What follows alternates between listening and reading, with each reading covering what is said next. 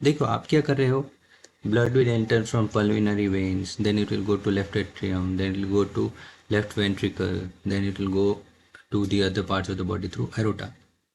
इसमें you have left out two things. कौन सी two things? Pulmonary में से एंटर हुआ तो लेफ्ट एट्रियम के मसल्स के साथ क्या होगा, है ना? दे विल एक्सपांड, एक्सपांड करेंगे तो दे विल स्टोर इट। उसके बाद when it squeezes then the blood will transfer to left ventricle. तो एक सिस्टमेटिक चीज हो गई ना, है ना? आप घर से बाहर निकलते हो पेरेंट्स के साथ, क्या होगा? पहले तो मैंने देखो एक एग्जांपल देता हूँ जो आप बोल रहे हो और जो होना चाहिए। किसी आपके फ्रेंड ने पूछा भाई कल तूने क्या किया? कल तो यार मैं और पापा और मम्मा कार में गए थे, उसके बाद वो शॉप पे रुके, फिर मैंने शूज़ पहना और फिर नीचे आके कार में बैठ गया और फिर मैंने लॉक लगाया घर में। तो does it look Chronicle, systematic लग रहा है? नहीं लग रहा। क्या होना चाहिए? मैं घर में था, I change my clothes then put the lock, wore the shoes, car में बैठे, ड्राइव किया, पहुंचे। सिस्टमेटिक में। तो ऐसे आप जब भी, आप जैसे ब्लड एंटर हुआ लेफ्ट एट्रियम में तो क्या होगा, उसकी वॉल्स एक्सपांड होगी, मोर ब्लड विल बी स्टोर्ड, है ना? उसके बाद जब एट्रियम की वॉल स्क्वीज होगी, आपका ब्लड अगेन लेफ्ट वेंट्रिकल में जाएगा। लेफ्ट वेंट्रिकल में जाएगा तो क्या, it will expand and store more blood, है ना? And when it will store more blood, तो एक कैपेसिटी होती है, उससे ज़्यादा तो स्टोर नहीं कर पाएगा। उसके बाद क्या होगा, it will squeeze, because of the strength of the muscle the blood will go out from aorta. अब मुझे बताओ, इतना अगर आपके टीचर पढ़ेंगे तो आपका आधा मार्क भी नहीं काट पाएंगे कहीं पे। समझ आया? यही एक फ़र्क होता है, the student who scores 100% marks and the one who doesn't score. लिखा आपने भी वही है, सही है, पर क्रोनोलॉजिकली और टू दी पॉइंट, एक पॉइंट के साथ जितने भी पॉसिबिलिटीज़ है ना वो सारी इंक्लूड हो जानी चाहिए उसी टाइम। ठीक है, क्लियर है एकदम ये चीज़?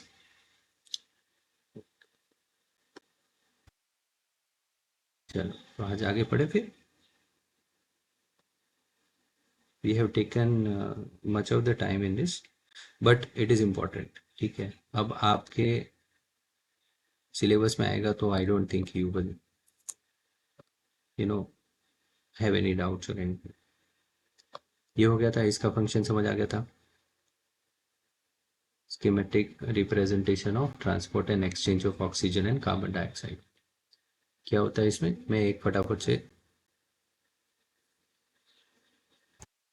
जैसे यहाँ पे ऑट्रिया था, ऑर्टा था, blood has entered, it has gone there, it will come out through aorta, through aorta it will be and through artery that will be given to the complex vein structure of the different organs. Clear? Then after the contamination or after the use by the organs, that blood will again be contaminated. That contaminated blood will be distributed to that will again be brought back to the heart through vena cava, and through vena cava it will go to right side of the heart and will go to right ventricle, then again it will go back to lungs in a contaminated form. In the lungs it will be purified and again then it will enter to the right side of the heart. This is how the full circle is taken place, और ये सारी पूरी कहानी repeat होती है। Okay, clear है इसकी functioning in hospital for some of the other job? या you must have faced some mild fever और समथिंग लाइक दैट। तो डॉक्टर सबसे पहले क्या लेते हैं? सबसे पहले क्या लेते हैं? बीपी चेक करते हैं। है ना. Why is BP so important? Blood pressure, BP को क्या बोलते हैं? Blood pressure. Why is the blood pressure of the body so important? In order to balance out the contaminated blood and less contaminated blood or purified blood. Why is it so important? Why is it so important? बताओ. अगर BP कम हो जाएगा या ज़्यादा हो जाएगा, क्या फ़र्क हो जाएगा बॉडी में? Logically what the difference will? इसके आगे एक सिस्टम है जहाँ से ब्लड आ रहा है हमारे पास, है ना. ऑर्गन्स है, सॉरी, प्योरीफाइड ब्लड आ रहा है हमारे पास, और यहाँ से है जो कि लंग्स को हम भेज रहे हैं ब्लड्स, है ना. तो बेसिकली ये दोनों साइड की चैम्बर्स क्या होनी चाहिए? इक्वलाइज्ड होनी चाहिए,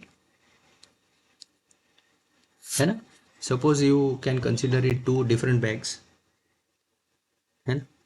टू डिफरेंट बैग्स है, तो मुझे बताओ कि यहाँ पे ज़्यादा होगा, यहाँ पे कम होगा ब्लड, तो क्या होगा? यहाँ पे वैक्यूम क्रिएट होगा और यहाँ पे सरप्लस होगा, सरप्लस प्रेशर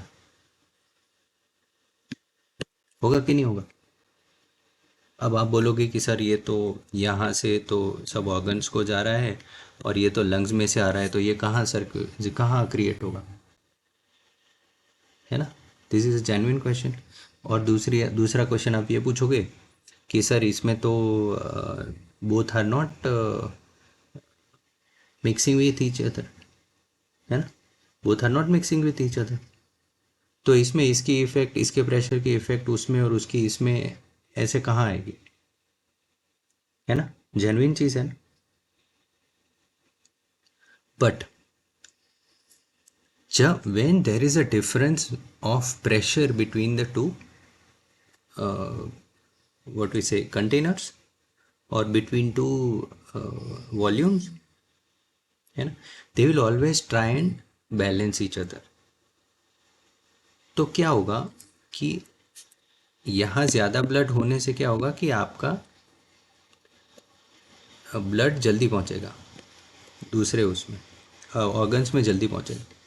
बट वहाँ से कंटामिनेटेड ब्लड लाना भी तो उतना ही इम्पोर्टेंट है ना. अगर कंटामिनेटेड ब्लड नहीं आएगा और फ्रेश ब्लड पहुँच गया तो क्या होगा? स्टैग्नेशन होगा.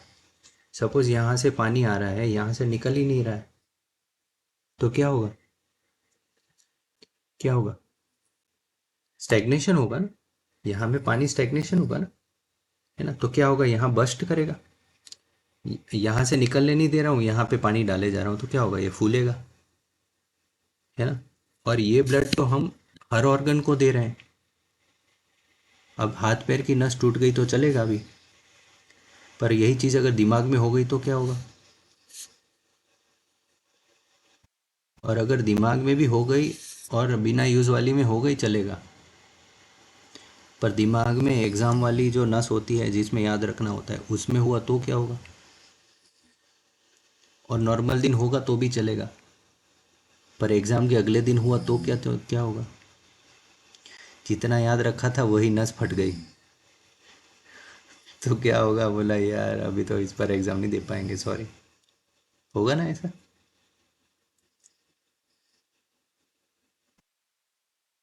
भाई नस तो दिमाग की फट गई ना, दूसरी बार भी तो फटी रहेगी, है. This was on a lighter side, but हाँ, तो अगर भगवान के पास ऑप्शन रहेंगे तो कई कभी इच्छा हो भी जाएगी. बोला यार इसकी ये याददाश्त वाली हटा दो और बाद में जोड़ देंगे, हैं. चलो, that is on a lighter side. जब प्रेशर डिफरेंस होता है ना, then lot of complexities arise. अब यही चीज़ क्या होगा कि ये पाइप है, यहाँ से ज़्यादा स्पीड में जा रहा है और यहाँ से उतना पानी ही नहीं आ रहा या ब्लड ही नहीं आ रहा. यहाँ से बहुत ज़्यादा उसमें जा रहा है, यहाँ ब्लड आ ही नहीं रहा, तो क्या होगा? There will be vacuum here. जब आप जिंदगी में कभी पानी की पाइप लगाई होगी घर में तो आपको पता होगा, है ना। पाइप लगाते टाइम क्या होगा, पानी नहीं आता है तो क्या पाइप श्रिंक हो जाती है, श्रिंक हो जाती है ना। तो उसमें क्या होगा, वैक्यूम क्रिएट होगा बेसिकली। तो वो भी चीज़ एक डिजायर्ड नहीं है। इसीलिए आपका बॉडी प्रेशर या ब्लड प्रेशर रेगुलेट रखना बहुत इंपॉर्टेंट होता है। अब सेम चीज़, जैसे दर्शन ने बोला कि ये भगवान की इच्छा होगी, तो भगवान की इच्छा होगी, बोले यार इसका प्रेशर कम कर दो, इसके ब्लड का प्रेशर कम कर दो, तो क्या होगा, एग्जाम में 5 मार्क का याद करके गए होंगे, 2 मार्क का याद आएगा। बोले यार इसमें से नॉलेज जाने मत दो, थोड़ा थोड़ा जाने दो। या 100 मार्क्स के पेपर का करके गए होंगे, 30 मार्क का ही याद आएगा। बोला धीरे धीरे चलने दो। तो इज इट डिजायरेबल, नहीं ना। ये तो हम बहुत लेमन टर्म्स में, बहुत लॉजिकल में समझा रहा हूँ, but complexities are many, and that those complexities also depend on which organ of yours is affected out of it। अगर ब्लड में छोटी सी जो ब्लड की मेन कॉर्ड है, अगर उसमें ये इशू है, that is a very major issue है। वही चीज़ है हमारी हैंड्स की वेन में कहीं वो दिक्कत है तो चलो कोई बात नहीं, एक आध चोक हो भी गई तो कोई इतना ज़्यादा फर्क नहीं पड़ रहा।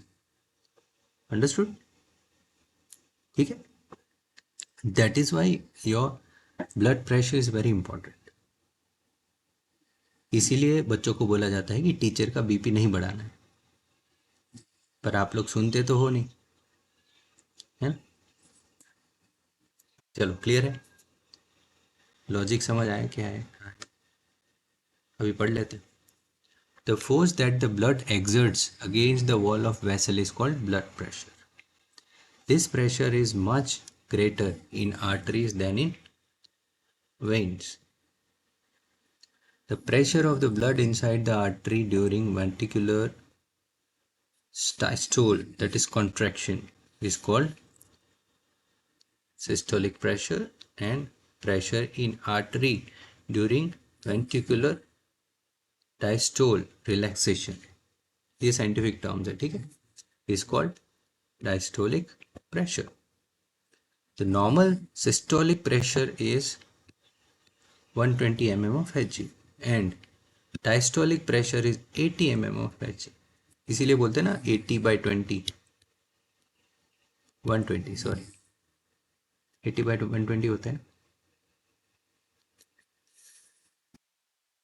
ये चीज़ याद रखनी है, डायस्टोल मतलब रिलैक्स, रिलैक्स, एंड सिस्टोल मतलब कॉन्ट्रैक्शन।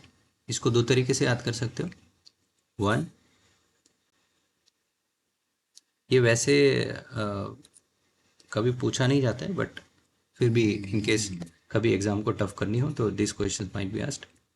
ये एस है एंड सी है, कभी कभी हम सी को एस से प्रोनाउंस करते हैं ना, दोनों प्रोनाउंसिएशन ही सेम, सी सी सा, ठीक है।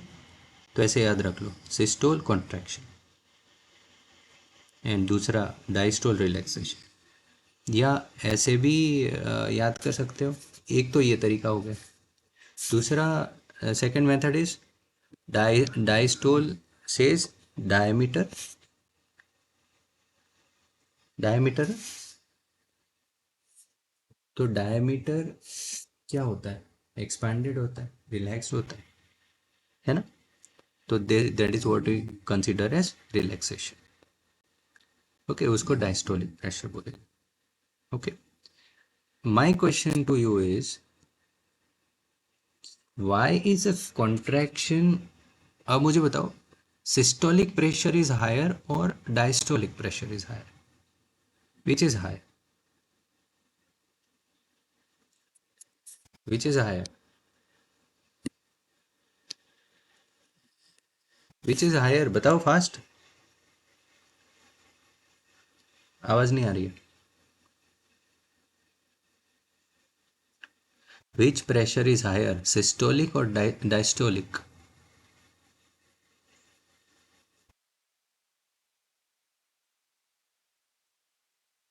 Okay, Y?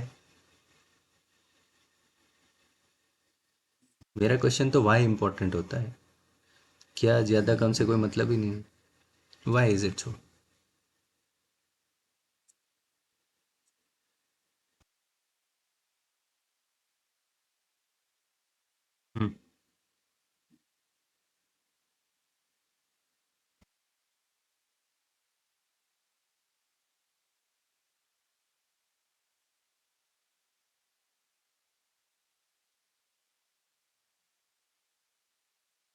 My question is not why systolic, why it is called systolic or why it is called diastolic. My question is not that. My question is why is systolic pressure higher and diastolic lower? That is my question.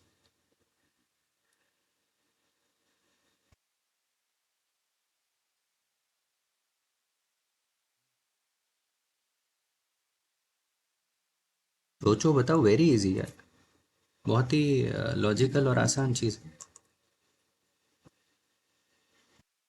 नहीं नहीं, it is got relation with your physical world. जो आप normal चीज़ों में experience करते हो ना, regular pressure में, रेगुलर लाइफ में जो एक्सपीरियंस करते हो उसी टाइप का है। अब देखो, एक चीज़ है, सपोज ये येलो पोर्शन है आपका, है ना, is your heart, one of the part of your heart, okay, and this is a pipe. ये ना, ये ब्लैक वाली जो है ना, ये पाइप है, and this is a heart. ठीक है, क्या होगा? क्या होगा? यहाँ पानी भरा हुआ है और यहाँ में खाली है। If I pump this what will happen? Thrust, burst आएगा। पंप करूंगा तो यहाँ से यहाँ ब्लड जाएगा ना, या पानी जाएगा।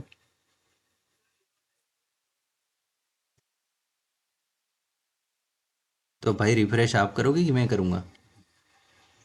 रिजवान को तो दिख रहा है।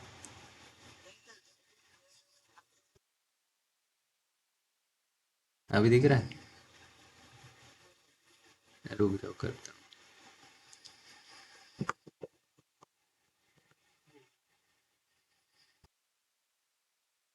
मेरा 80/120 मिटा दिया आपने। चलो, तो this is your heart and this is your pipe. तो अब मैं बोल रहा हूँ कि इसको अगर मैं कॉन्ट्रैक्ट करूँगा तो क्या होगा? आपकी हार्ट तो ऐसे ही काम करता है ना, पंप रिलीज पंप रिलीज, ऐसे ही करता है ना। When you pump, what will be higher? तभी प्रेशर आगे जाएगा ना। पंप तभी तो आगे जाएगा, फिर पंप आगे जाएगा, पंप आगे जाएगा। तो कौन सा प्रेशर हायर होना चाहिए? सिस्टोलिक। यस और नो? लॉजिकल समझ आ गया। बहुत ही बेसिक चीज़ें होती है। और वो जो डॉक्टर साहब आपको लगाते हैं उसको क्या बोलते हैं? यहाँ जो पट्टी से बांध देते हैं, ग्रीन कलर की होती है।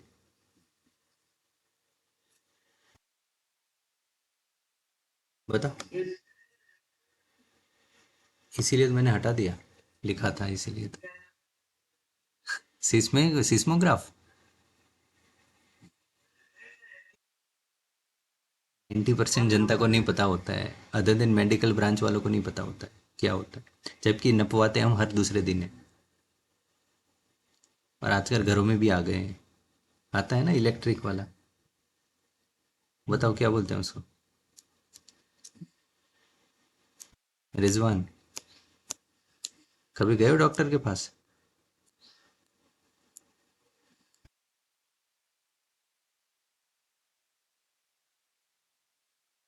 क्या बात कर रहे हो यार, आपको भी लगाएगा? चक्कर खा के गिर जाओ, देखो।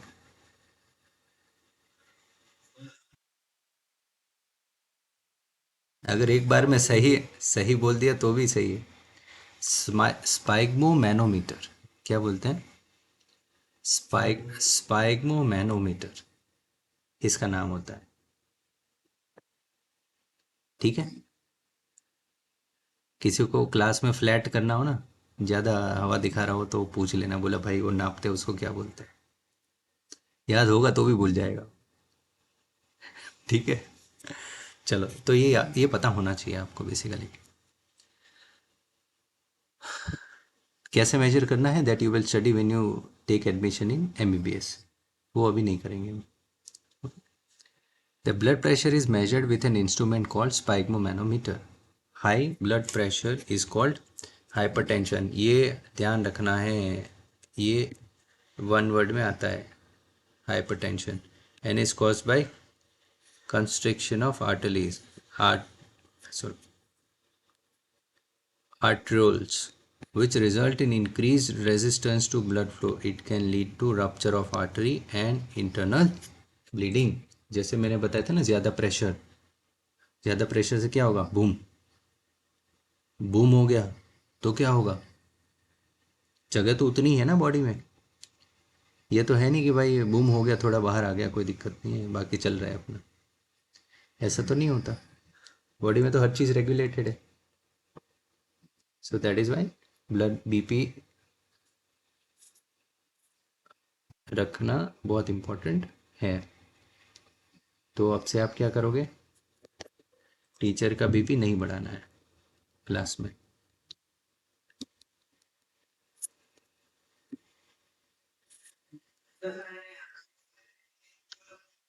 नहीं देखा, देख लूँगा। क्या is it related to this कि और कुछ भेजेगा, ठीक, मैं चेक कर लूँ। पहले मुझे थोड़ा आगे तो बढ़ने दो भाई, आगे ही नहीं बढ़ पा रहा हूँ वास्तव में।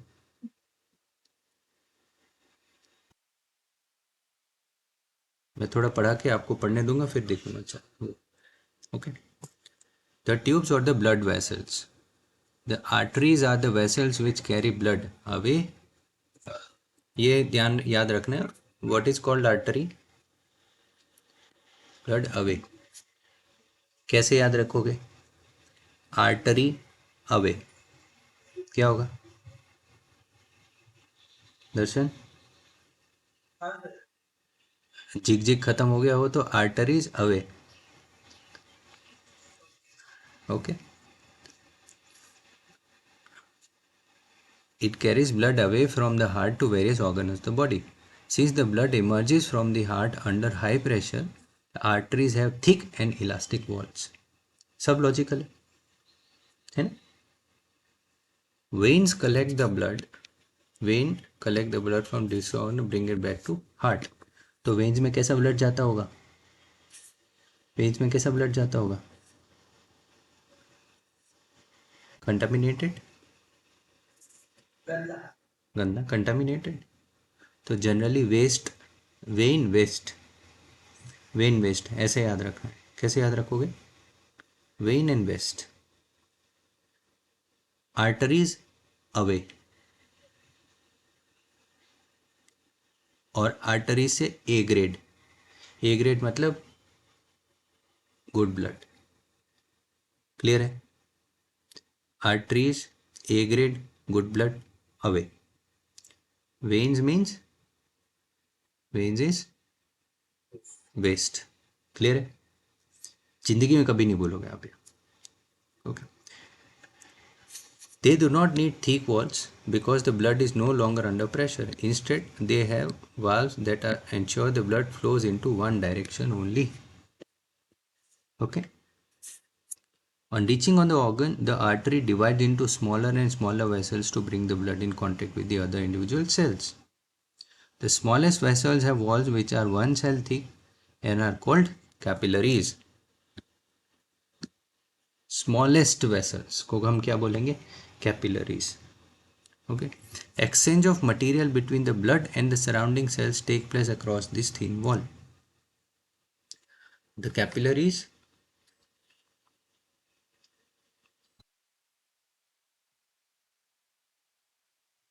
then join together to form veins and convey the blood away from the organ or the tissue. Okay. Maintenance by platelets. What happens if this system of tube develops a leak? Think about situations where we are injured and start bleeding. Naturally, the loss of the blood from system has to be minimized. In addition, the leakage would lead to a loss of pressure which would reduce the efficiency of pumping system. To avoid this, the blood has platelets which circulate around the blood and plug these leaks by helping clot the blood at the point of injury.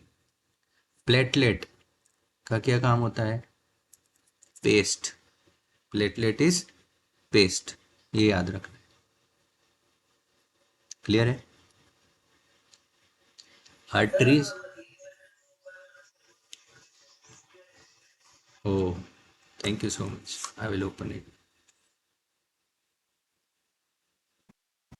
अरे दर्शन इतनी emergency दिखा रहा है तो करना पड़ेगा.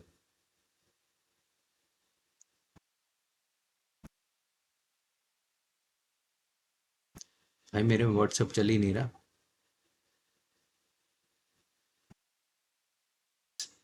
Making the foundation right, foundation very right. Okay, I am explaining you each and every logic why things are happening. ठीक है, that no one is going to cover because no one is you know क्या बोलते हैं, no one cares. People are there only to give you knowledge, please remember. And I want to make you able. I want to make your mind thoughtful. At the end of a 6 months 8 months आप हर चीज में एक question पूछोगे कि यार ये ऐसा है तो ऐसा क्यों, वो वैसा है तो वैसा क्यों, ऐसा है तो ऐसा क्यों. And when you start asking questions ना, you will start finding answers. उसके बाद आपको पढ़ाया होगा कि नहीं पढ़ाया होगा, आप खुद से काबिल हो जाओगे अपने आंसर्स ढूंढने के लिए. ठीक है, सो वेट फॉर सम टाइम, है ना, एंड यू विल रॉक. कोई दिक्कत नहीं, बट एक बेस से चालू करते हैं, उसके बाद हर वो चीज़ करेंगे यार.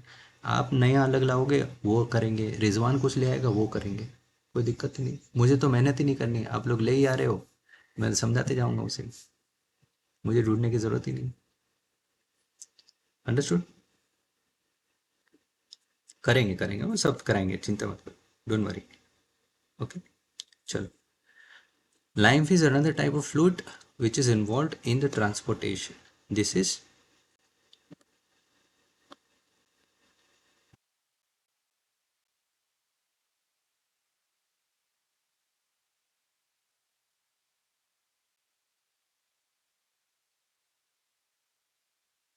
called lymph or tissue fluid.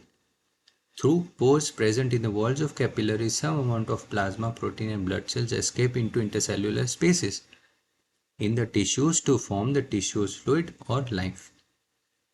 It is similar to the plasma of the blood but colorless and contains less protein. Lymph drains into lymphatic capillaries from intercellular spaces which join to form the large lymph vessels that finally open into larger veins. The lymph carries digested and absorbed fat from intestine and drains across excess fluid from extracellular space back into the blood. Basic क्या समझ आया इसमें? What is the basic understanding? Lymph, why is lymph important? Basically intercellular space होती है ना, इसको ये fill करता है. तो नहीं फिल करेगा तो क्या होगा? There will be mismatch of places.